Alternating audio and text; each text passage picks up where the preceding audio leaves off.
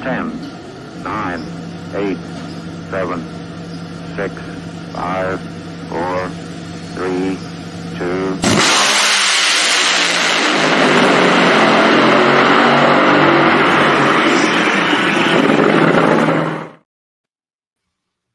Welcome back, everybody, to the Competition Plus Power Hour. As always, I'm your host, Darren Williams Jr., and look who we have to the right there. It's the man who started it all, Mr. Bobby Bennett. How's it going, Bobby? Yeah, you finally got me to come to work, didn't you? Usually, the facts be known. I'm usually already asleep in bed by the time the show comes on because I'm up at 4 or 5 o'clock in the morning preparing the day's story. So it does make it kind of hard for me. But you know what? I'm going to work late and get up early tomorrow. Well, Bobby, man, great to have you back on here on the Competition Plus Power Hour, streaming live on Competition Plus YouTube and Facebook. If you haven't already, make sure to like this show and share this show and let everybody know we are talking everything drag racing here on tonight's show. And Bobby, this is going to be a pretty fun show because it's our last show of the year, but also it's kind of like a year in review kind of. Well, we're making I guess, when I was a kid growing up, the last race of the season was always the Thanksgiving Day race, and we know we wouldn't be open again till the first weekend of March.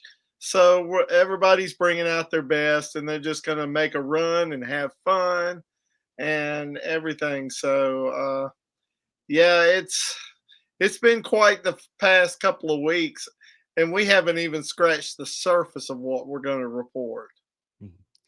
So I got to ask you, Bobby, obviously drag racing is still going on, in certain places around the country and the world. But as far as the main series like NHRA and Funny Car Chaos and Southeast Gassers Association, are you having a little withdrawals yet? A little bit of drag racing withdrawals?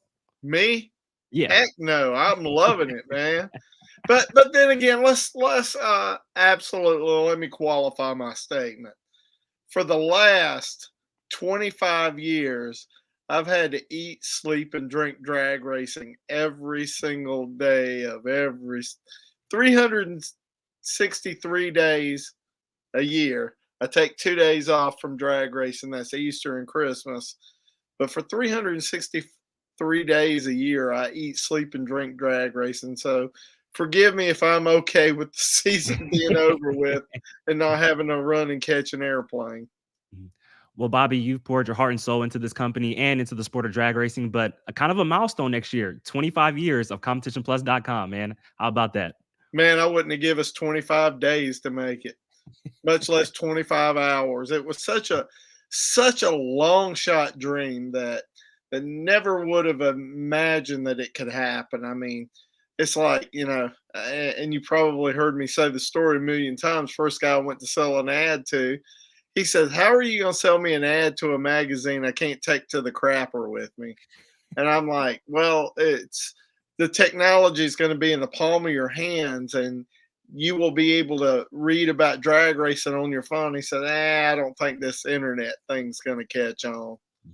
But let me know when I can take my computer to the bathroom with him.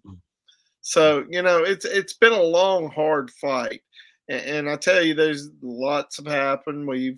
We've had some glorious moments. I've lost some loved ones. I've had some near-death experiences. But I wouldn't trade it for the world. It's been the greatest. I mean, and what really touched me is my 16-year-old grandkid came up to me and she said, "Papa, not many people can say that they have lived their dream that they wanted from the time they were a child."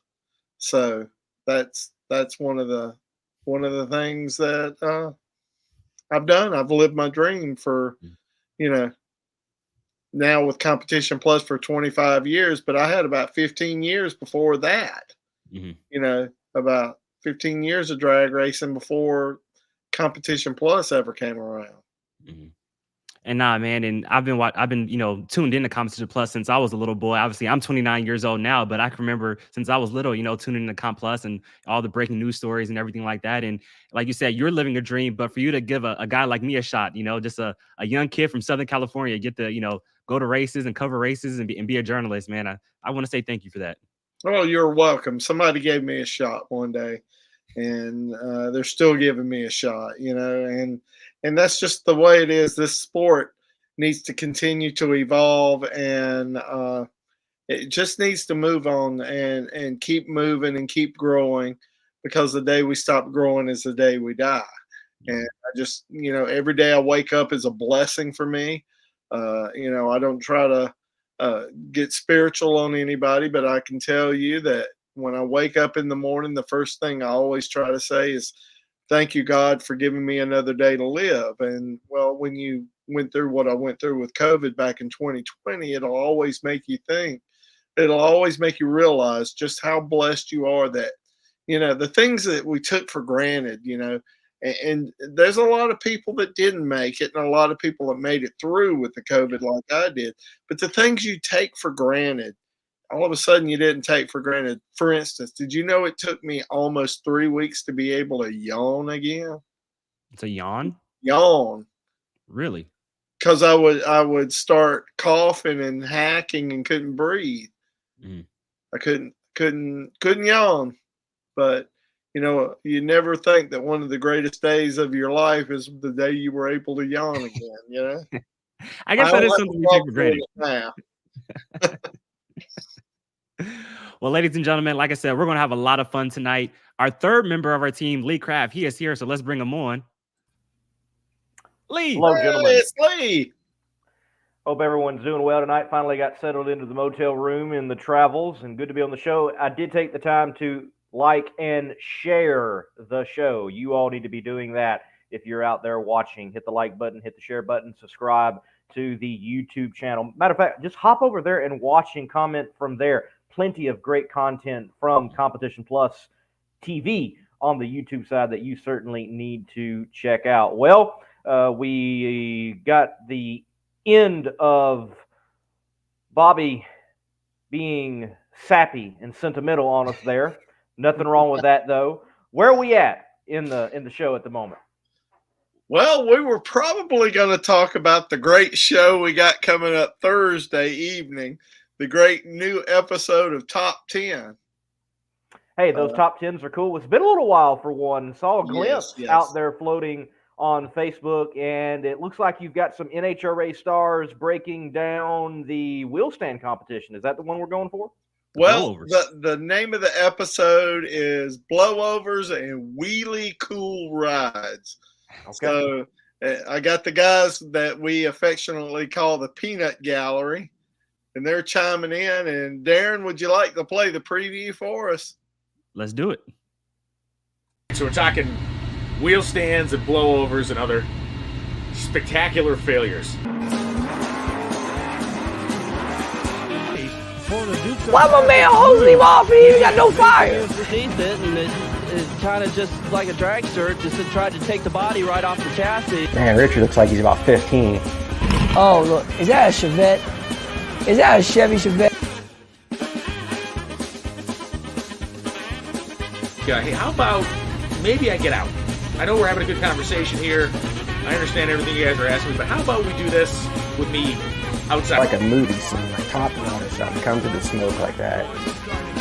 Hold on, safety. Safari. Watch what I do. I'm good. You know why? I'm the man. If Fred Astaire was a top fuel dragster, that's him right there. Right there, he's wishing he had a wheelie bar, up on one wheel.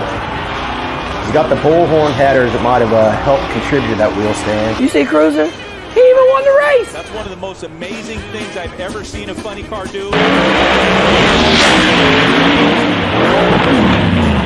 Hey, look at, he stepped down, he goes, whew, ain't nothing left of that. Look at Eddie, and look at Eddie. Eddie said, like, I'm a man. I'm a man's man.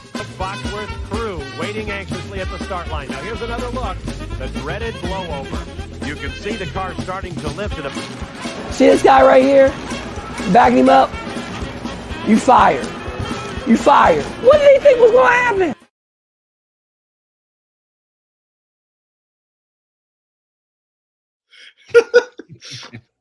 Dude, I'm telling you, if you could, my kids would come running in the office and says, "What are you laughing at?" I'm just like, you don't even want to know. So it's been one of those absolute. Those are some of the funniest shows that I've ever had a blessing to work on, and that'll be coming up Thursday evening about 8:00 over at Competition Plus TV. Plus, it's always on demand. Plus, we got about 3 or 4 Legends of Series in production right now. So the factory's going to be going again. We got some storytellers. Man, we got some good stuff coming up. Can you fill us in, who's coming down the pipeline for Legends of Series coming up? We actually have Sox and Martin, as told by Buddy Martin. We have the legendary California Flash, Butch Leal. I was there for that one. We have Joe Snoopy Drawers Amato. Have that one in the works. Plus, probably somebody that you might not be totally familiar with. But if you enjoy a lot of things at NHRA races, it's because they started over at the IHRA with Ted Jones. And Ted definitely has a story to tell. Oh, looking forward to that one. Yeah. Awesome. So before we get into, this, year in review for competitionplus.com, breaking down everything in drag racing, some interesting things on the rumor mill today. John Force Racing maybe going down to 3 cars next season. Can you expound on that a little bit?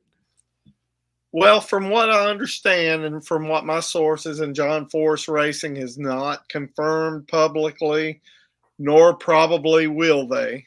But you can look the pro Superstar Shootout. You will not see Austin Prock's name on there because they're not going to have a car this year. From what I understand, that they have parked that car. They'll be running Brittany's, John's, and Roberts. But don't rule out that Force may keep, will definitely keep Austin Prock employed, but he may be driving for a satellite team. He may be working for the team in there. And that is still to be determined. And John Force Racing has not said anything on the record, but I'm telling you, that's the story. And for anyone out there that's like, oh man, we hate to see Austin lose this ride, this opportunity. And certainly we'd love to see him in a car out there racing. He is one of the best levers and drivers out there in the class.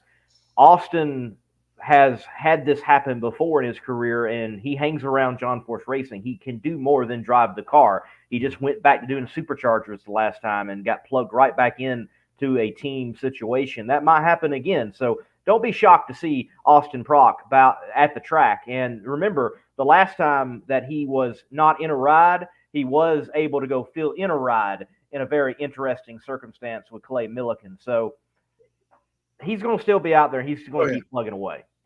Yeah, he definitely will. And the landscape of Top Fuel is going to be quite interesting. There'll be another rumor mill item coming out tomorrow about a well-known assistant crew chief that's leaving Funny Cars to go back to Top Fuel. So that will kind of be revealed tomorrow in the rumor mill. I guess stuff's being in the rumor mill because nobody wants to talk about it on the record. But I'm telling you, if I print it, you can take it to the bank. Right. It's interesting. You can see some of these people walking around at PRI in their particular polos, and yet nobody will put a press release or confirm things. Like, well, I saw the tags, man. I saw the tags. Yeah. We saw that embroidery on the shirt there. Right. And most notably, JC joining the Monster Energy team over there with, Grubby, David Grubnick. And all comes from this article that everybody thought Grubnick wasn't at John Force's, and he definitely is at John Force's. And just for the record, John Force is not retiring. Okay? Yeah. Just so we set that record straight. But, if he does retire, there are 3 things that he's not going to do. 4 things. He's not going to jump out of an airplane. He's made that clear. He's not going to do 2.8 seconds on a bull named Fu Manchu because he had a bad experience with a mechanical bull back in his urban cowboy days. Go ahead, Darren. I know you got something you want to ask. Tim McGraw. Yes. I know that. See, I knew it. Like See, I don't know. I don't know who ZZ Top is, but I know Tim McGraw is. I knew that. I knew it. Yeah, Paul McCartney and ZZ Top. That's a Exactly, story for another day. And he's definitely not going to ride a Nitro Harley. But what he may do, well, no, the fourth one, he's definitely not going to be a preacher. He said he will not be a preacher because he don't want any lightning bolts coming down. But he may jump behind the wheel of an A-Fuel car. That would get him in a dragster at least once in his life. That'd be cool. That would be cool. Yeah. Everybody else is. Why not John? Yep. Would that not be wild if here in the future, if you saw, it probably wouldn't line up time-wise enough, but Angel Sampey and John Force in Top Alcohol Dragster, would that be wild? Yeah, or what? who could have seen that one coming? Well, look, you go back 5 years ago, who would have said Angel Sampey in an A-Fuel Dragster, Tony Stewart in an A-Fuel Dragster? Just you go down the list and see the people that are competing in that class now. It's interesting and apparently not done. I hear things that people coming out of the woodwork to go into Top Alcohol Dragster that we still might have some interesting announcements coming up. Yeah, we definitely have some. What could we see Mike Salinas on a Pro Stock motorcycle? Well, I mean, in competition, it'd be cool. Why not? Have we seen it in practice? Oh yeah, he's already done it. He's already tried it. Yeah, and that's pretty cool. But I'm telling you, it's still not. If what you've seen over the last couple of days is an earthquake, there's more coming. Trust me, and there's a big one coming from what I hear too. Oh shoot! The silly season is in full effect. Yeah, I'm looking forward to it. This is silly with an uppercase S. Well, I'm going through Indy tomorrow to get to Lafayette, to get it to McKinney Corp. Maybe I need to make a stop in Brownsburg and see the toolboxes literally rolling across the street. Oh, yeah, they're moving. They are moving. Toolboxes, fire suits, everything you can figure. It's moving.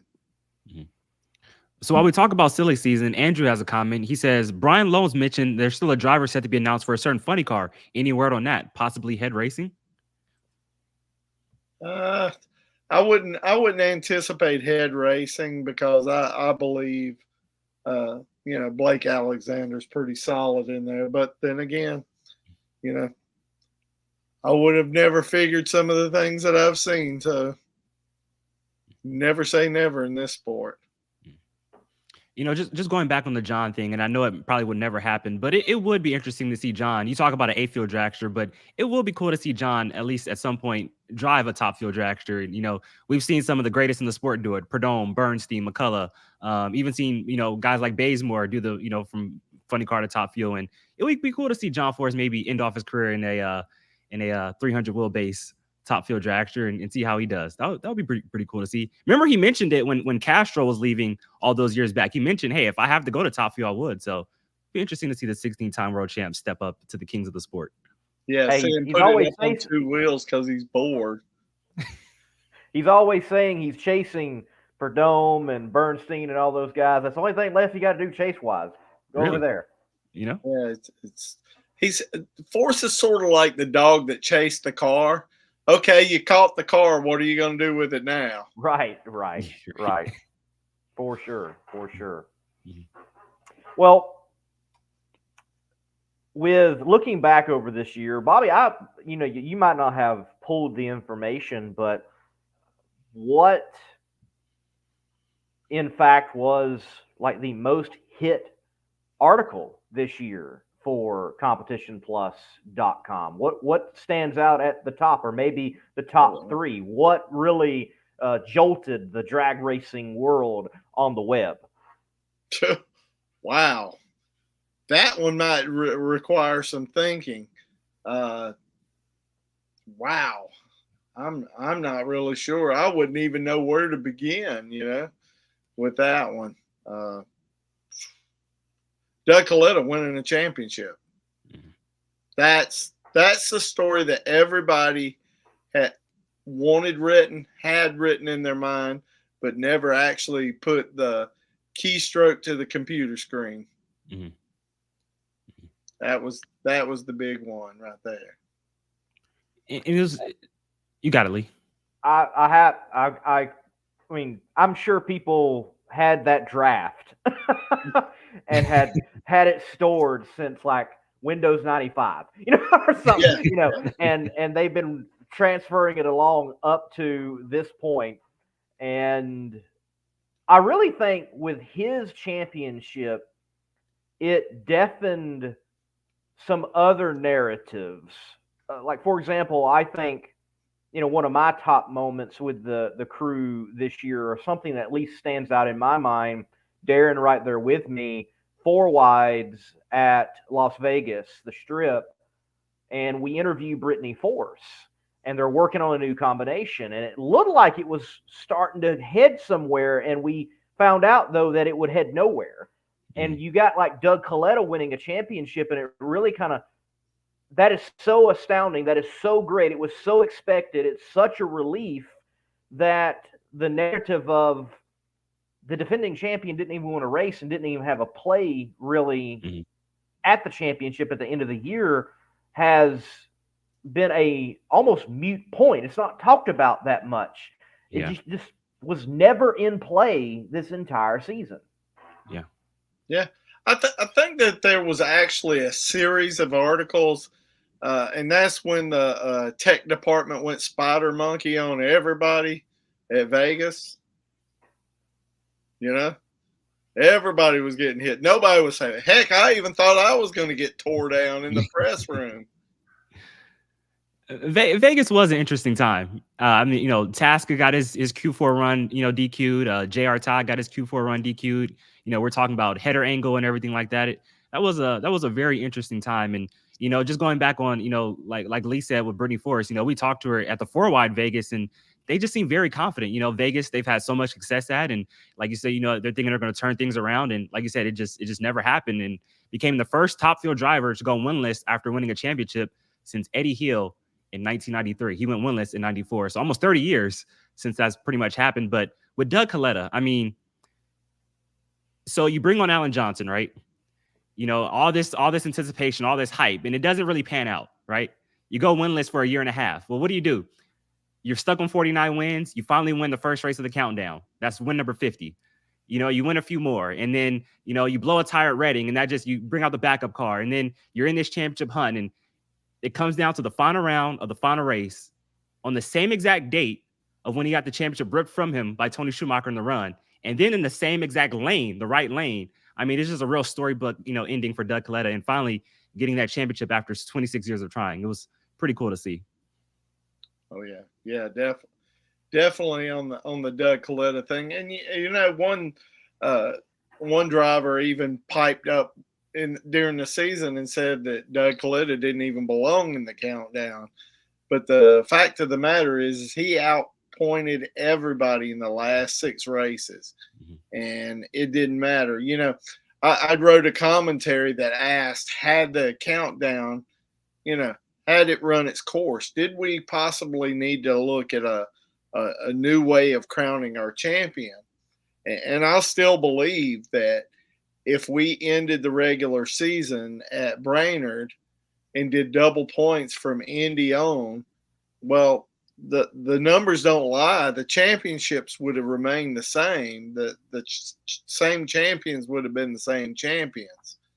The only difference really in those top 3 contenders would have been in pro stock. Matt Hartford would have probably ended up second in pro stock.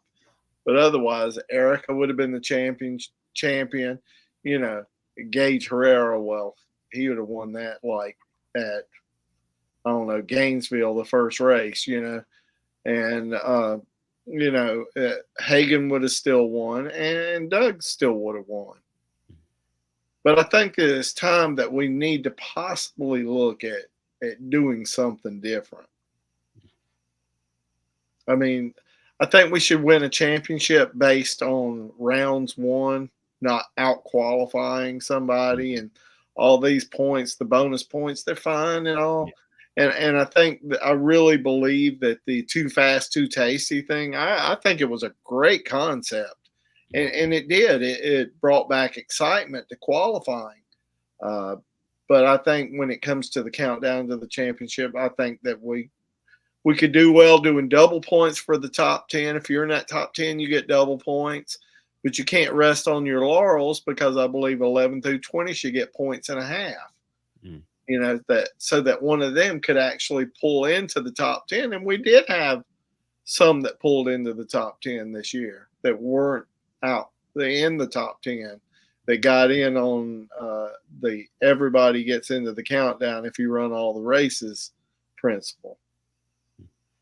You know, Bobby, one thing I do agree with you on is I do think we do put a little bit too much emphasis on qualifying. I think there's too many points being earned in qualifying. Like, I'm okay with, you know, the qualifying position points, but, you know, the 3 points per round for low ET, I think that's a little much. I feel like you should gain most of your ground in eliminations, which you do, but I mean, you essentially could pick up an entire round during qualifying. I'm not sure I agree with that fully. Well, that's why I believe that it should be double points for round wins, and I think the qualifying bonus points should be just that, bonus points. That shouldn't be double. Those should be singular as they are, 3, 2, and 1. Do we bring back points for low ET and top mile per hour? Like back in the day? I say we build up a robust tech department for the countdown, and we go back to setting world records. I do believe that. And I would like that. Yes, I would like that. I would. Points for national records. That needs to come back. Yes, definitely. If you got it, lay it out there. I agree. If you got it, flaunt it. I would. But know that when you do lay that down, you're going to have to do everything but drop your trowel and bend over because you're going to get checked thoroughly down in the tech department. So in this case, would the driver or the team still need a backup for the national record, or just all out? If you make that run, you get the points. You still need the 1%. I never bought into that. The drag racing fans couldn't figure out how to figure a 1% backup.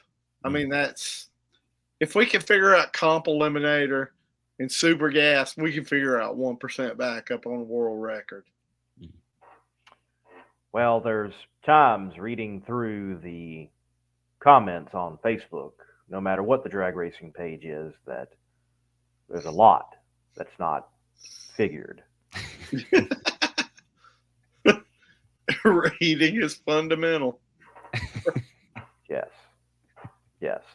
Like, for all of you watching, again, I'm sure I'm preaching to the choir, but tell your other drag racing buddy that asks those dumb questions, and there are dumb questions. And please read the full article first. Yeah, read the article before you comment on it. Yeah. Just like somebody says, well, what about this? Wow, it says it right in the first graph of the article. Right in the article, yes. Yes. So Lee, you asked Bobby, you know, what was his most, you know, viewed story of the year. But for you, as somebody who, you know, covers a vast majority of drag racing and other series, you know, what was one storyline that really stuck out to you, and or what's one thing that you covered this year that you would like to talk about? Well, in particular, I think with Competition Plus, the peak pit notes, that's been kind of my wheelhouse when I'm at a national event and just going out there and kind of, you know, sometimes randomly, sometimes selectively picking individual to chat with and get their story of that weekend and however it may be going or what they want to happen or what did happen. You know, they kind of don't have a rhyme or reason. Very moment, go get this story and see what's happening. And one, I do like showcasing people who might not get a lot of time, but interesting peak pit notes over the year. I really think one of my favorite is, it might not be the most profound one. It might not have been the most watched one, But the one, and you were right there with Krista Baldwin at the end of the year, Las Vegas, and just speaking with her on, hey, you're back in an A fuel dragster. Why? What about your top fuel program? Where's that going? And she is just what drag racing needs. We need more Krista, honestly. Her energy is contagious. And I think someone like a Krista Baldwin out there full time in Top Fuel is good for the sport overall. And I love that the NHRA has, gave her a mic and a camera, and she goes out there and she does her own thing and she interviews. But we need her in a car, and we need her turning wind lights on. We need her winning and on camera and on Fox, and big story around her with that like NFL lead in and lead out, and the world see a Krista Baldwin. And if they see a Krista Baldwin and she's winning, or even if she's losing, however she is being her in those moments, I think that's good for the sport. And you can see that in the interview with her, even just in a Pete Pick note. It's fun to interview someone like that because of their energy, and you're able to be energetic as an interviewer with the interviewee when they're like that. When someone is just, we had a good car today. Oh gosh, shoot me now. Just, can we stop? I'm gonna find someone else if you are just not going to do this. But Krista certainly is not that way. That was one of my favorites for competitionplus.com and the Pete Pit notes. It was fun. Yeah, that was a fun one. Obviously, I was behind the camera on that one, video recording you guys, and like you said, just to see her energy and her passion, and everything like that. Like you mentioned, Krista Baldwin needs to be behind the wheel of a top field dragster, live on Fox, winning rounds, and like you said, she's good for the sport. And obviously, Krista Baldwin is her own driver, but one person she really reminds me of, and I say this all the time, she's like a modern day Kristen Powell. You remember Kristen Powell back in the day? I mean, so energetic, loved her job, loved driving the race cars. So that's what she really reminds me of, Kristen Powell.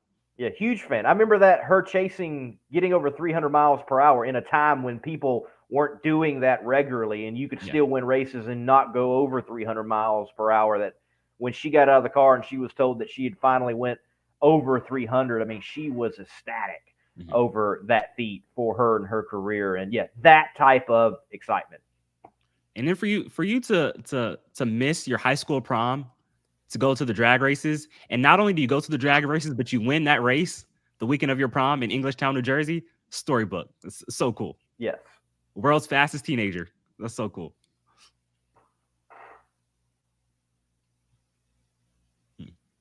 Darren, what about yourself? Look, you have been with competitionplus.com for a couple years now, from the time frame that I can remember, and you are the assistant editor at competitionplus.com. You've been co-hosting the show with me. You're putting in camera work, and you're on camera yourself. You've got other shows that are on the platform as well, with Kings of the Sport and Inside the NHRA, occasional NHRA Todays, kicking off a program and a race, and great work being done there. But with the writing, what is an article that you wrote this year that stands out in your mind? An article, maybe it wasn't the best you wrote, maybe it wasn't the most articulate that you put out there, but the one that you truly enjoyed the most. You're writing it and you're like, I'm glad that I'm writing this article at this time for these people in the sport of drag racing. Oh, that's easy. So it happened earlier this year. It's when potato farmer Larry Minor tried to steal Daryl Armstrong away from Budweiser and Kenny Bernstein. That was so much fun. Just doing a deep dive and being an investigative reporter and talking to Daryl Gwynn and kind of talking to Bernstein during that and getting the full story. That was a lot of fun. And to see Larry Minor kind of come up short in doing that. First he tried to go through Daryl Armstrong first. He tried to he was like, hey, I'll give you $1 million to come over and work for me. We may be, you may work for Budweiser, but we're Miller Lite, and I'll give you $1 million to come work for us. And obviously, he came up a little bit short, because what did Kenny Bernstein do? He went back to Budweiser and got more money. Well, when he realized he couldn't get Dale Armstrong, he tried to go through Daryl Gwynn because Daryl Gwynn was working closely with Bernstein and Armstrong. So that was a real fun one to really talk about. But from what I found out, and I can't say this live on air, Larry Minor kind of ended up getting the Daryl Armstrong tune-up, but in another way. I just can't say it. So I can't. A guy told me to never say it, so I can't say it live on air. But he did kind of become successful, but it's not documented. So I'll just say that. You only speak of what you can prove. Exactly. But, aside from that, as you guys all know, another one of my passions is the NHRA Hot Rod Heritage Series. It's mostly a West Coast based series, so I get to go to Bakersfield for the March Meet and the California Hot Rod Reunion, now Wally Park's Nostalgia Nationals, and to see Tyler Hilton win his second consecutive top field championship in the Heritage Series was really awesome. But Bobby Cottrell, people may think, oh, he won again. What is there to talk about? Well, this year in particular, it was really special because he picked up his sixth championship, but it was a very trying year. They start off the year with a fire at the March Meet, which really set them back. Well, what did they do? They come back and win the race. Well, their next race at Firebird Raceway in Boise, Bucky Austin's wife unexpectedly passed the day before the race, so they had to pull out. And that was really tough on the team. And what do? They come back and win the Thunder Valley Nationals. Lee, I know you were there covering that race for Legends Nitro Funny Car. And one thing Bobby always told me was he wanted to sweep a season. 2021, he came to Bakersfield with a chance to sweep the season, and he cracked a fuel tank after the burnout in the semifinals. 2022, he came into Bakersfield again with a chance to sweep the season, broke a rear end in the semifinals. Well, this year, he sweeps it. He wins Firebird. He wins Bowling Green. He wins Tulsa. He wins the Wally Parks Nostalgia Nationals. He goes to Las Vegas, and it's certainly on his mind. And what does he do? He wins the final race of the season in Las Vegas, Legends Nitro Funny Car, and doesn't lose a single round all year long. Perfection for Bobby Cottrell in 2023. I think that was amazing and great to be able to cover his season all year long and be able to tell that story. Really cool. Certainly an outstanding feat. It should be recognized and applauded at no matter what the level is of drag racing. Yeah. Perfection in drag racing is really impossible. I think one story we're really not talking a whole lot about that never really made the pages of Competition Plus was how Darren thought Paul McCartney was part of ZZ Top. That was a joke, Bobby. No, that was not. You actually believe that. That was a joke. Lee, was he joking? I don't think I was in the media center for the moment. I just caught the information afterwards. I don't recall. So I'm like, oh my goodness. No, he didn't. I mean, if it wasn't bad enough putting sugar on his grits, that just back to that. Oh my gosh. That's like saying Paul McCartney is in ZZ Top is like saying like Eazy-E was in Westside Connect. Like that's so wrong. I would never say that. He wasn't? No, he was. Oh my god. Oh. No. Yeah, because I'm an Eazy-E kind of guy here, right? Eazy-E was not in Westside Connect, right? No, he was not. All right. Man. Yeah, I gotta brush up on my hip hop. NWA. NWA for me was wrestling. That was the NWO. Yeah. That was NWO. Ric Flair. Woo! New World Order. Well, there also was the NWA. Huh? There was the NWA, not just NWO. Oh, wrestling. Yeah, you're right. Yeah. We're talking Jim Crockett Promotions. Ric Flair versus Wahoo McDaniel. All right. Oh yeah, that was a match. That was before my time.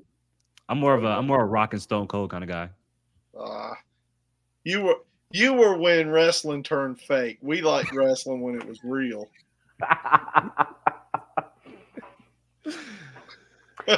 So, Bobby, I'm not sure if you talked about it in the first part of the show, but CompetitionPlus.com, I think I feel like, for as long as you've been around, and again, congratulations on that 2023 would be a year of marked and noticeable steps forward in the brand.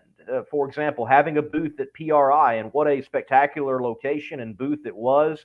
Quarter Mile Classifieds is alive and a part of the portfolio as well. So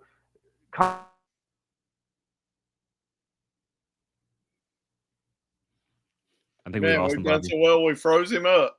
Yeah, he lost him. It's not hotel internet. We froze him up. Well, just following up on what Lee said, we when you dedicate that many years to doing something in your life, I mean, I made a vow to my wife a long time ago. Said, look, if I'm going to be out here on the road, I owe it to you and the kids to be the best that I can be. And the great thing about that is I'm surrounding myself with a team that even when I don't feel up to that, they carry me so many times, guys, such as yourself and Lee have just the high tide raises all ships. And that's what I feel like with this team is that we've been continually floating in the high tide and doing best, whether it's, not just putting out a press release, taking a press release and pushing beyond what a press release is and writing our own original story. Those are the things that I think separates us from the others. And that's something that we really set out to do. Stuff like making our race coverage easier to read. Look, there was a time we were doing 10,000 words of copy in a notebook. And we just said, there's no way that somebody can read 10,000 words of copy. So that's where we came in with the 10 on Sunday, because we felt a lot of the racing was left off. So what we would do is go take advantage of today's limited attention span and create the 10. And I'm sure you've seen that on our Facebook. OMG, it's the 10, and say what 10 defining moments made this race. And then then it became a point where if it works so well on Sunday, why don't we just do qualifying that way? Mm-hmm. OMG, it's Friday's edition of the 10, and when, at the end of the season, we did what we called the, what was it, 1600 and whatever it was. But anyway, what we did is we multiplied how many it was times 10 because we felt our coverage was 10 times better than anybody else's. Now, I'm not trying to pat ourselves on the back, but you guys know how hard Susan Wade, Thomas Pope, Tracy Rink, Larry Crum, everybody, I was probably the weak link in the whole chain there. They worked their butts off time and time again. It's never been about the money. It's been about doing the best job possible.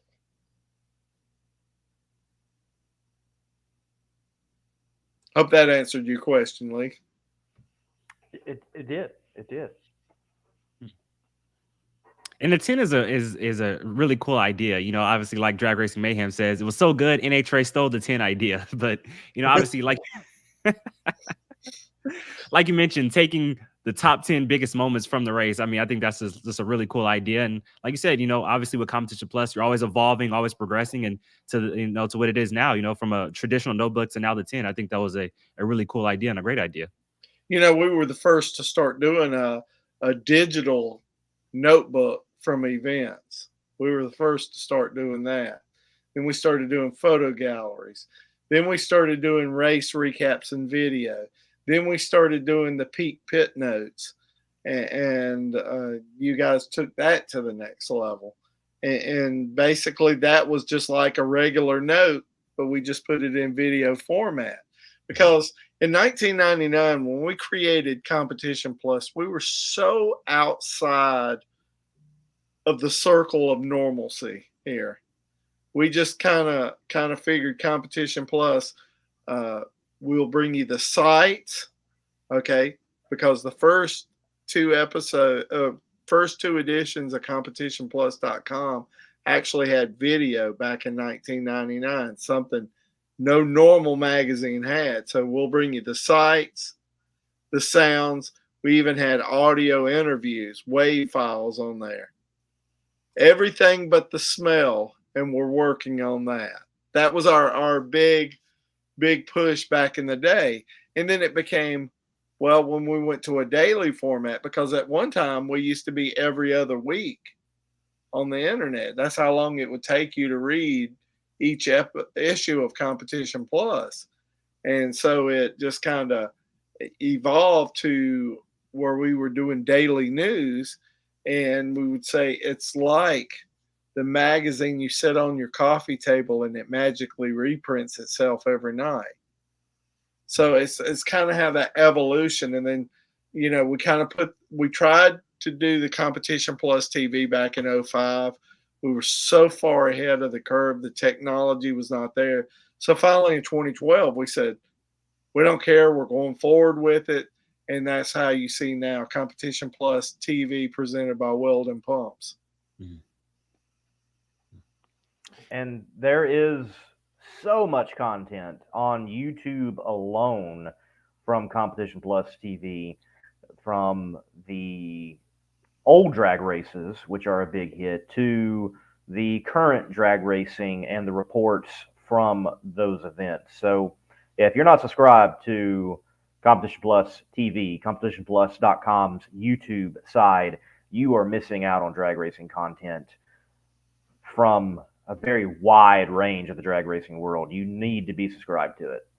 And not only that, Lee, is that Competition Plus TV is rolled into our mobile app. We were the first of the drag racing magazines to offer a mobile app for download at the iTunes Store and at Google Play, and so that's such an integral part of our mobile app. And that deal is just evolving and growing as we learn more and more about that, how to work that. And we built that in-house.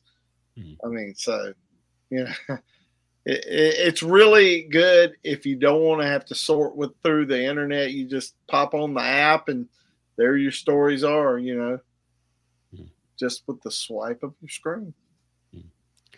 And there's something for everybody, like you mentioned, you have, storytellers, you have Legends of Series for everybody who likes the classic things. I've even put a few classic videos on there. You have a weekly talk show like this on Tuesday night. Lee Craft has his, Between the Slicks on Thursday, Monday Morning Racer, I should say, not Lee Craft, Monday Morning Racer. It is, and then like for myself, we stream, inside the NHRA Sunday nights after the race. If you don't have any place to go after you watch the race, you want to break it down and talk about it, well, you come here, with that. So there's really something out there for everybody here on Competition Plus TV. So like Lee said, if you haven't already, make sure to, subscribe, because there's something out there for you. And, with Inside the NHRA, there's a bunch of us young guys on there. And, for me being under 30 years old, I think I'm one of the baddest guys out here under 30, just saying. What the biggest snub in the 30 under 30, dude? You know what? We validate you because we see what you bring to the sport. I was wondering if you guys got that. I don't understand it. Look, I think that's a very hard list to narrow for sure. Yeah. But there definitely are more on the table deserving, and Darren is certainly one of them. And I know there's not a list for over 30, but I'm certainly trying to make sure I make a mark being over 30 because I got in this game late, if you will, and it's progressed, and it's progressed nicely, and it's getting to where it's harder and harder to ignore this guy with the beard and the shades from out there at the races. And Bobby, you've certainly been a big help to that, and I appreciate that, and appreciate the platform as well. And Darren, you've been a big help also. Never would have thought meeting someone random in the stands would become a friendship and become a great partnership as well as it was in 2019. But I'm glad the West Side was open at that time. I'm glad I sat down. I'm glad I opened my mouth like I normally do and chat on drag racing. That was certainly a cool moment. One of the great things about the Competition Plus platform is that it also provides a great stage for content providers such as you guys to really play and showcase what I feel like is a new generation of drag racing fans and journalists. And that's not a term I bestow on many people in this world as journalists. And I think that you guys fit the bill. I mean, journalism is not the same as it was when I worked at the old Superstock and Drag Illustrated magazine, but I was blessed to have the best of the best take this teenage kid under their wing and teach them. Yes, I've been out here since I was a teenager, and even before then, when I was a 12-year-old kid out here, covering drag racing. I actually published my first magazine when I was 12 years old in 1979. So that gives you an idea of how, we advanced through the years. And a lot of people don't know it, but the earliest renditions of Competition Plus was a printed magazine in late 1987, early 1988. There was a Competition Plus printed magazine.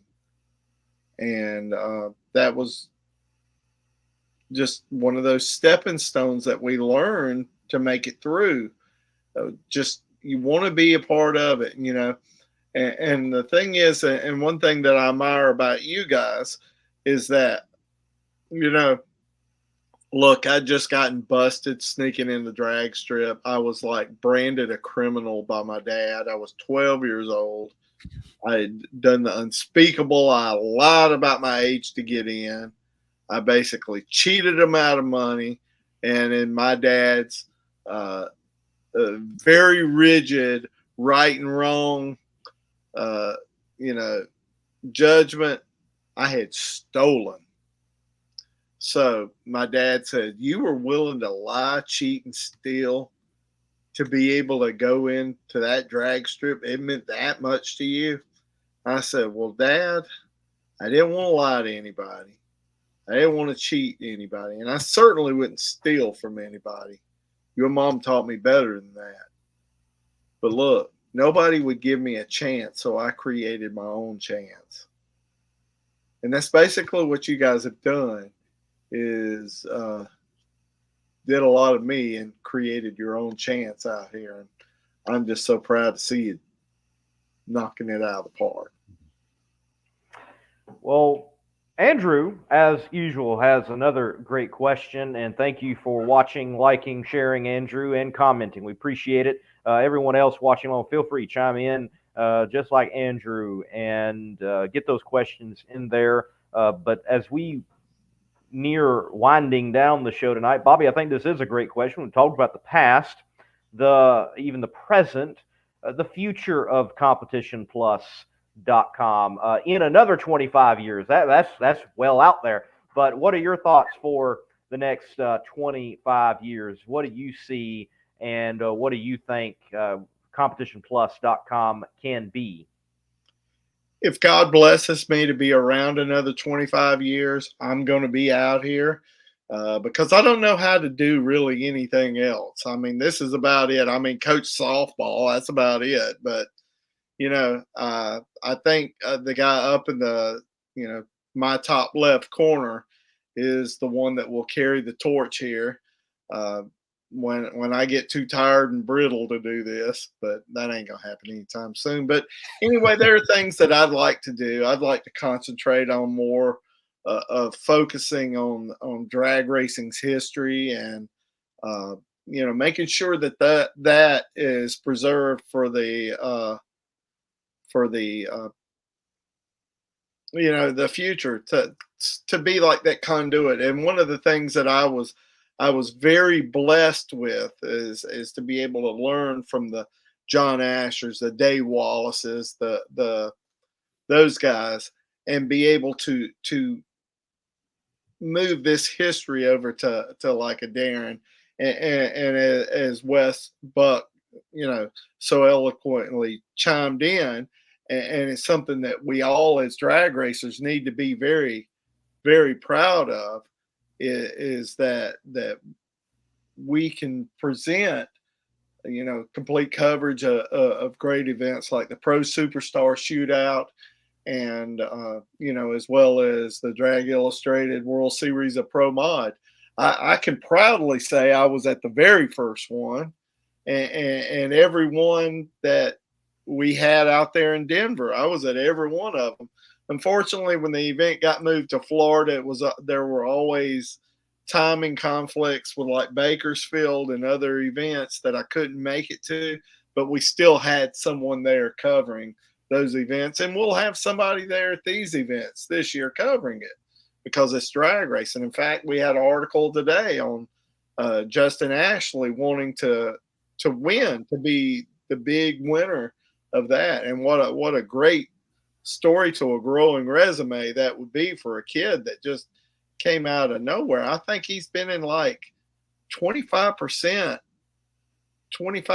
of his career races. He finished no lower than semifinals in Top Fuel. I mean, his first race ever out of the gate, semifinalist. And yes, I'm planning to be at the Sports Nationals in Belrose in March. I love that place because I get Cajun food down there, so that's a whole nother story. Yeah, Sorry, what's March meet plan? What's going on? Plan on being there again this year. Of course, working out of the Competition Plus Media Center at Bakersfield, but to whom much is given, much is expected, and I feel like our team delivers a lot of coverage from that event. Plus, we'll have somebody at the DI, World Series of Pro Modified covering that as well. Who knows? I might go back and forth between the two.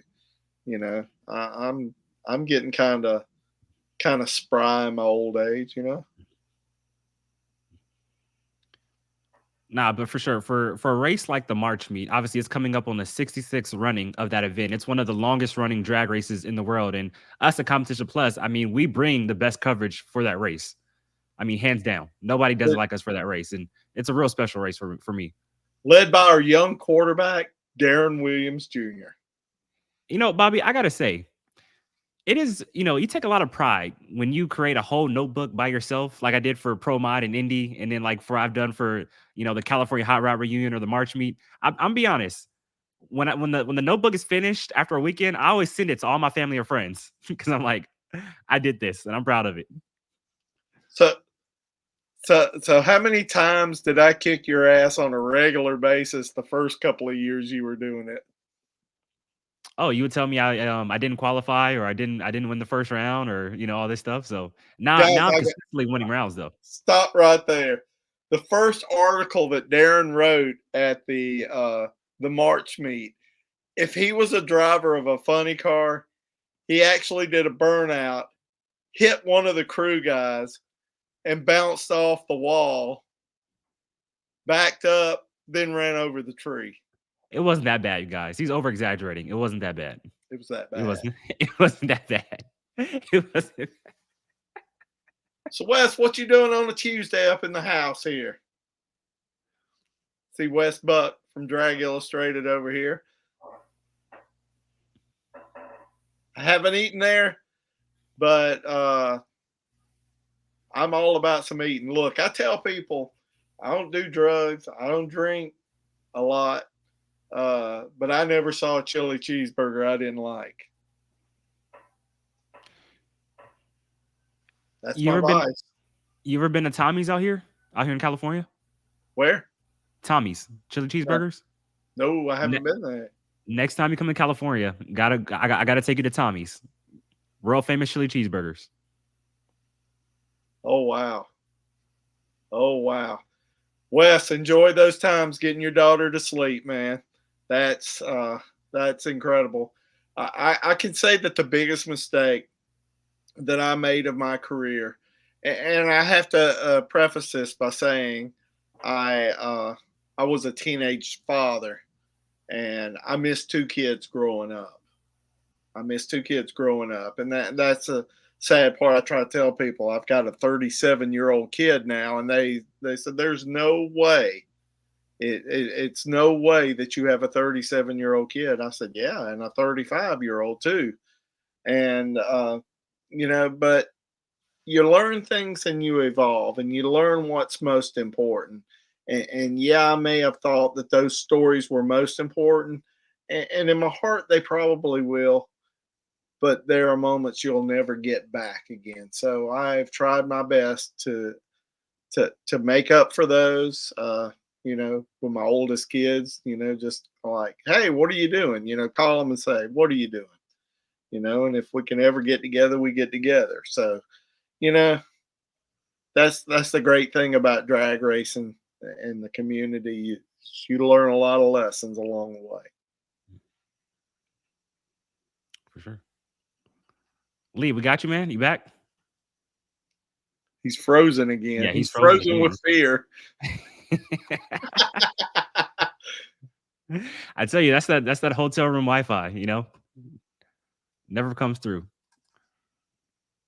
Thank you, Wes. Thank you for those kind words. I certainly appreciate it. Sometimes you wonder and you feel like God has a plan for your life, and well, maybe my plan, I was blessed enough to be able to cover drag racing and do the best I can and do it the right way. And I feel like I owed it to all those guys who took the time for this young kid and taught him the ropes. And I've certainly tried to pass on those principles to those who have come along the way here, like Darren. And so, Bobby, as we kind of wind down the show here, I know you mentioned, Doug Coletta as being, obviously probably the top story of the year in drag racing. What are some other stories that kind of stood out to you, whether that's NHRA or Funny Car Chaos, Nitro Chaos, Sega, any other story you kind of want to, kind of pinpoint before we get out of here? Well, I'm not saying it because Wes is here, but I'm telling you that Pro Superstar Shootout, that's a big deal, a BFD all the way. Yeah. And we've tried to take it take the fan out of us and just report it as a legitimate large drag race that it is. A drag race of importance, definitely a something that makes changes, makes waves in the sport, and that's what we need in this sport. We need waves. We cannot be stagnant, and we got to keep moving forward, or we die. We die on the vine. And that's one of the things that I see great about these big events, such as this one. And I am very, very honored to have seen this in my lifetime. Some of my mentors, they got to see the pro races of the 1970s, the big Don Garlits, Tulsa versus, Indy. I didn't get to see that. Well, I did get to see it, but I was like 4 or 5 years old. So, but this is my generation now, and this is our generation of that. And I am very optimistic and excited to see what it plays out. And, what I can do to keep reporting the news and drag racing news when it comes to this, I will absolutely do it. And I think one of the biggest lessons that I maybe learned from this, that I passed on to the NHRA, I said, I think you found out here that you're not the only game in town. So you need to stop acting like you're the only game in town. Because when act like you're the only game in town, stuff like this happens, and it happens in a hurry. Well, I've learned that even at a decent motel, you shouldn't trust the internet. Hey, I said that when you were frozen. I was like, you can never rely on Wi-Fi internet. Yeah, he was frozen with fear. Dang, you can't. You just cannot. And I'm at a nice motel. It's like, so it was so funny to me there for PRI. And Bobby, look, thank you again. Man, room was great. But do you know down there at the Hilton that the internet never worked? I'm like, what? I'm at the Hilton. What's going on here? Oh, our hot water didn't work. Okay. Yeah, You guys have become too pampered. I was like, You're I'm not definitely used to pampered. this. Hey. Forget this. In my hotel, you couldn't even get a Coke unless you ordered it in room service. You know, like John Travolta in Pulp Fiction, I just got to know how a $5 milkshake tastes. I just got to know how a $8 12-ounce can of Coke tastes. Wow. Well, Yeah. it was interesting. My room, so you had complimentary water the first night. Well, I smashed through those. And the next day, you've got 2 new bottles of water, but there is this promotional card ring around it that's, you can purchase these for $5. It's like, what? I mean, I can go down to your snack bar area and get a larger water cheaper. Okay, guys, we got some. I know what Darren's saying. White people problems, right? Oh no, no, not at all. He's always saying that, right, Darren? I am not always saying that, you guys. Oh man! So, breaking news: Big Daddy, the Big Daddy Don Garlits, will serve as the Grand Marshal of the Pro Superstar Shootout. That is pretty cool news right there. Obviously, in Bradenton, Florida, Big Daddy from Ocala, Florida, so just right up the road. I think that's some really big news, breaking news here on Competition Plus Power Hour by West Buck. That's really cool. That's great. That's big. That is cool. Yeah. Is he cackling the car? Yeah. Gotta have. Better be. He better be. And which swamp rat is he bringing? All of them. Bring them all. Bring them. all of them. Bring all the swamp rats. Bring all of them. Well, in honor of our upcoming top 10 episode of blowovers and wheelie cool rides, maybe he can bring the swamp rat and do another blowover for the crowd there. I mean, since he did it so eloquently the last time. Yeah. I know. It just, I mean, you could not have scripted it better. And as it was even on that clip, and we've all seen it, it is iconic. The way he comes out of the tire smoke, the way it did the burnout backwards type of scenario. He gets out, hands up. It just, even the interview with Steve Evans, he turns back. It just the microphone's still picking him up, but not the strength of it as if it was at his mouth, and he's like, "I'm not that crazy." Yes. Hey, I like JR's assessment that in the upcoming episode of Top 10, he said, it looked like Top Gun or something coming through the smoke. Yeah. Oh yeah. It is certainly iconic for sure. And I got to get back to the museum. I have not been to his museum since I was a little boy, and the mono strut wing car, that's a McKinney. I've got to get down there and do a story for that and get some information and have that chat, and possibly Don and Murph, and that'd be cool if I could get them in the same room. That would be spectacular.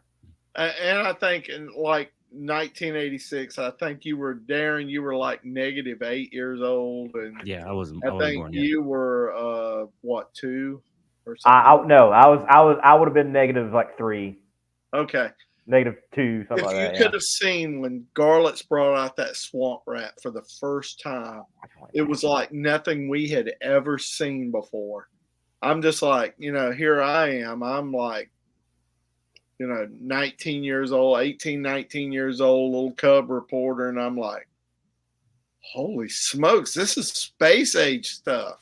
Mm-hmm. And it was just so incredible. And that's just the kind of presence that Garlits brought. Granted that I was starting my career on the tail end of his career. And it was just something so I can't even describe to you guys. If I could relate it to something, it was like watching the quick eights at Shuffletown Dragway that led to Pro Mod. It was just you just had to be there. It just had to be there, to see, Scotty Cannon telling everybody down on the front row, of the, when he had that top fuel wing Willis, like, guys, y'all be careful up here. I don't know which way this bitch is going to go when I let the clutch out, and stuff like that. And it's just, and I don't mean to use foul language, but that's just the way it was, and if you're going to report it, you report it accurately. And that's the stuff, if you didn't see a door slammer bringing up grass and dirt running down the track at Shuffle Down Dragway, that was not a real pro mod top sportsman car. That was just super pro or something.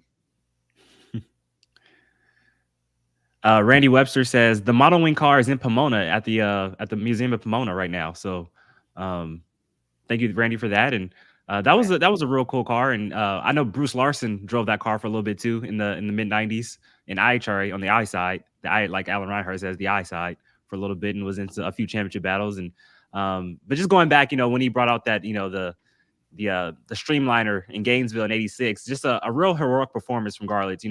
He was shredding the front tires on every run. He hadn't got that figured out yet, and pretty much putting his life on the line, basically that whole race, and the first over 270, and for him to go out and win that race, that was one of the most epic performances we've ever seen in drag racing history. Bringing that car out first race out, that was pretty cool. Hey, we can go find us a couple of nerds and do like Revenge of the Nerds and sneak that dragster out of there. What do you think? I'm down. That's fine by me. It'd be cool to roll it back in the new McKinney shop. Yeah, it'd be cool. Why not? Let's figure that out.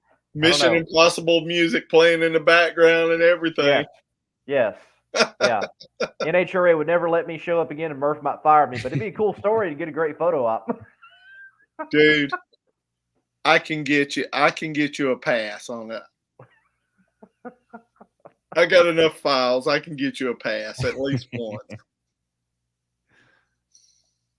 Dude, if they didn't throw me in jail for making the run down the drag strip at Commerce, then I think you can get by one. Y'all didn't hear about that one, did you?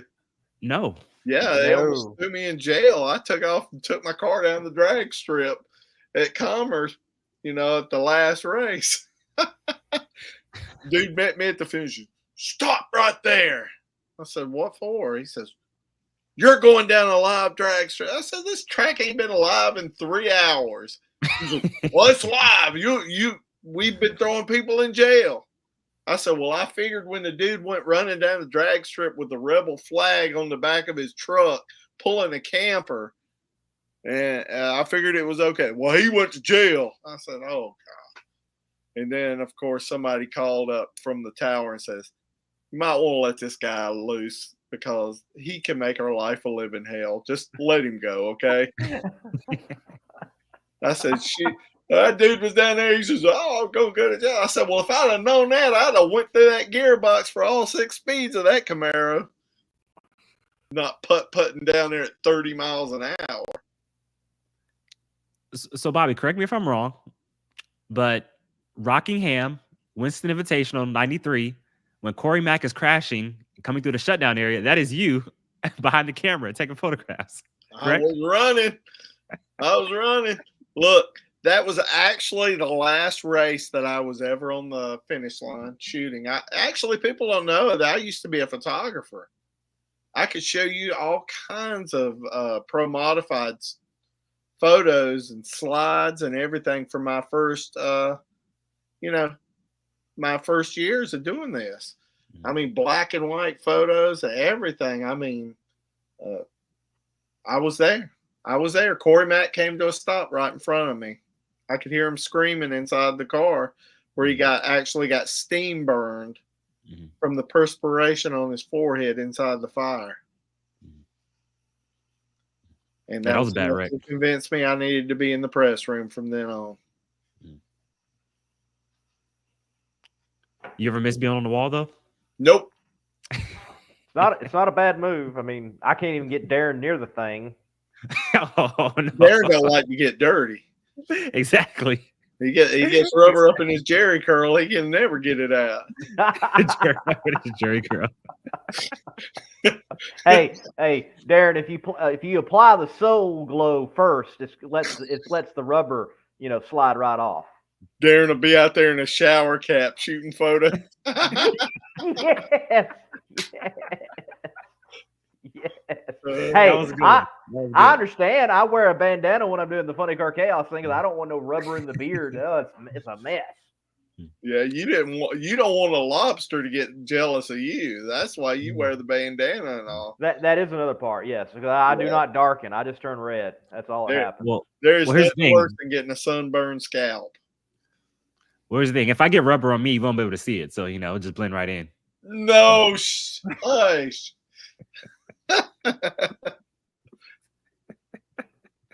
You a few shades lighter. You ain't that dark.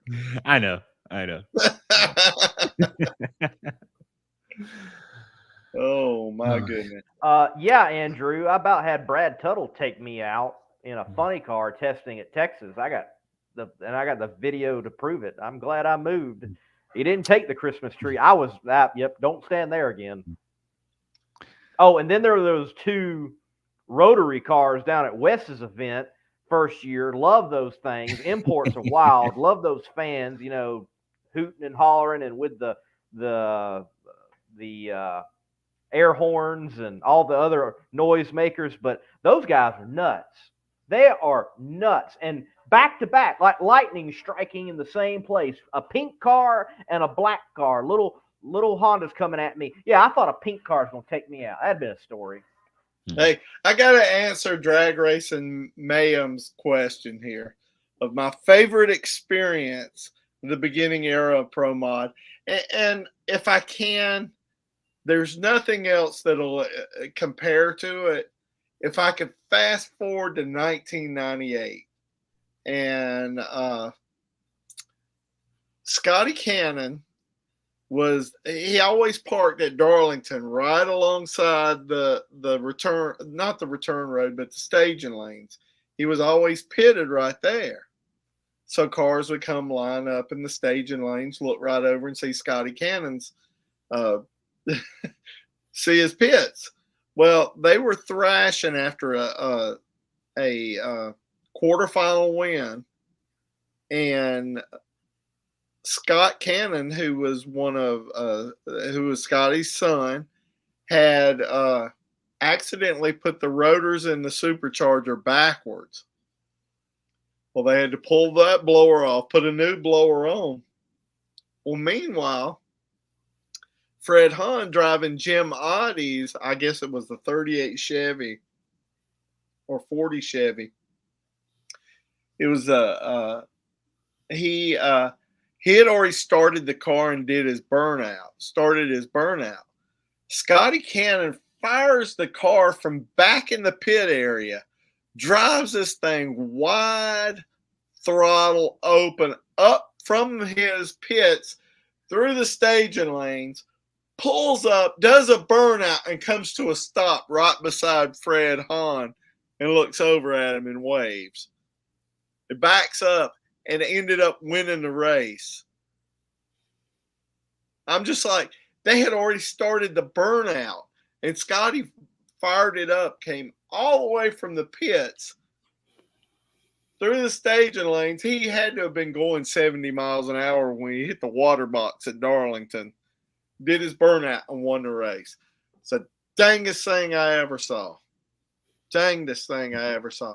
Now, there were a couple of things. I can take you back to the first race, the first Pro Modified race at Darlington, 1990, March of 1990, where the legendary Mike Ashley was the #1 qualifier. But there was a guy named, I think it was Norman Holt, had a 2-door 55 Chevy Nomad wagon in Pro Mod. Now, anybody who knows wagons in Pro Mod, it's not a good idea. This car, I watched the Pro Modified do a complete 360 on the starting line and then roll out straight after the burnout. And I was just like, what did I just witness here? What did I just watch? And I mean, it's the only thing that could come close to rivaling that was the very first NHRA Pro Mod exhibition. First 2 cars out, you could not have scripted it. The legend was out there that these Pro Mod cars were all out of control. They just crashed, but just didn't hit anything. So Ronnie Hood does a burnout, and he's got like this big old bear on the side of his car with teeth and everything like that. So I think it's Pete Fulwiley's Pro Mod car. He does this burnout in this nitrous injected 63 Corvette. Well, here comes Paul Athey and Johnny Rocca's 49 Mercury, the Mohegan Sun car. He does a burnout, goes past the tree, turning sideways, goes across the center line, goes over into the other car, goes into the other lane, side swipes Ronnie Hood, and then goes back over into his lane like nothing ever happened.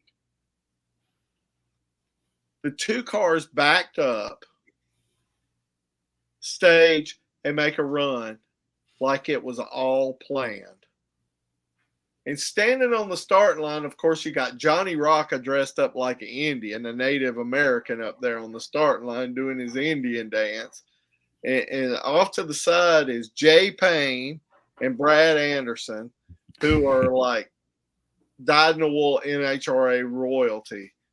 And they looked at it and says, man, they got Indians. They crash into each other. We got to get one of these things. So that's how they ended up in Pro Mod. And it started at that first race. Oh, by the way, the winner of that very first race was Ricky Smith, driving a Dodge Viper. And correct me if I'm wrong, the very first winner of that race at Darlington in 1990 was Ed Hoover. Yes. Beat Tim McCamus. There you go. Yep. So Jerry Bickle Race Cars built the very first Pro Mod, and the guy that won the first ever championship worked at Jerry Bickle Race Cars. Ed Hoover and that Super Shops Beretta. That was a very beautiful race car. Yep. Very beautiful car. That's it, guys. That's my stories. Well, there you go. There you go. I think we all will echo Scott's sentiments here. Merry Christmas and Happy New Year to you all. Yes, Merry Christmas, everyone. That's right around the corner. Hope you enjoy that. And then may you also have a bright new year. You will not see us until in 2024. We'll pick back up. We were attempting to get some great guests lined up for this show. We will roll those over in the new year and attempt to get those guests kicking off the Power Hour strong in 2024 to make another great run. I think tonight we've at least kept it in our lane, and we haven't done 360s or sideswiped anyone over in the other lane.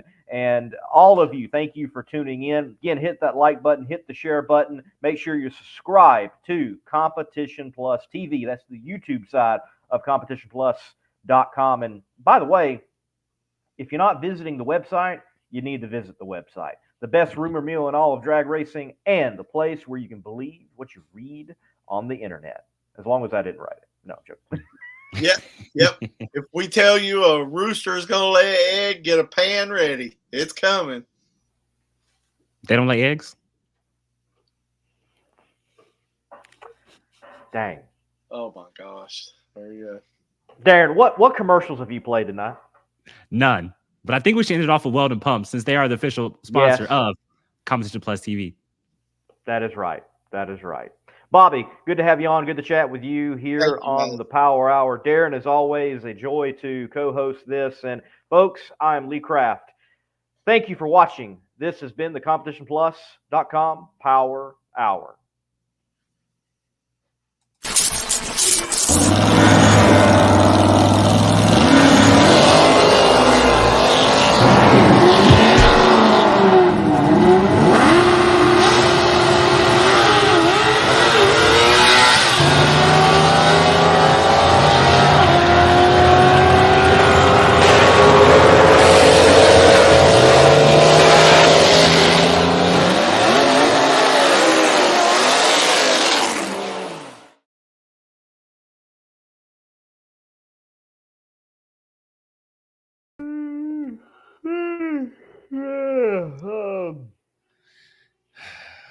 How'd the first few minutes go? Oh, it went good. We just talked about 25 years of Competition Plus, and that was pretty much it. Just little, house cleaning stuff. Nothing too big, nothing too great. Yeah. Cool. Yeah. Cool. Well, what city are you in? Louisville. I Louisville?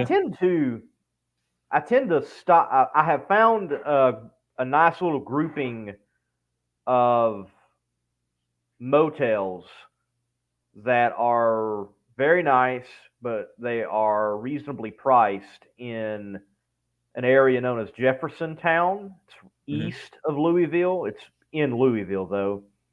And roughly, if I travel 5.5 hours, 5 hours, I hit Louisville. If I travel 3 hours, I hit Louisville. So it's a good place to, if I want to split it up, I'd stop in Louisville because just about everything's around here. Planet Fitness is down the road. If I want to start in the morning, Starbucks is, a couple of good restaurants. So I found a decent little spot. And where I'm at, though the internet's apparently not that great, it's very nice quality in. And I like the staff. Like they get my bottle of water and they get my snack because I'm a Diamond member. And I mean, they just do some good things like that. But if I feel like this is too pricey, because sometimes it can be, the sleep in is always a good deal. And I've been there too. It's right across the street and it's clean and is another nice motel. So it's a nice little area to split the trip. Indy, I can do Indy, I can do Lafayette in a day, but I prefer not to drive that hard when I don't have to. Yeah. Where are you headed to? You headed to South Carolina? No, I'm heading to McKinney-Court. Oh, yeah, you were home, and now you're heading back to... Okay, yeah. Yeah. Okay. So I'll be up there through probably Saturday, and then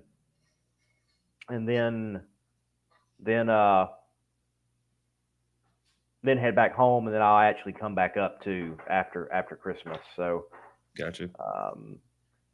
I'm going to look into that Frontier $500 annual pass thing. They've got for $500, it's a fly anytime pass with Frontier.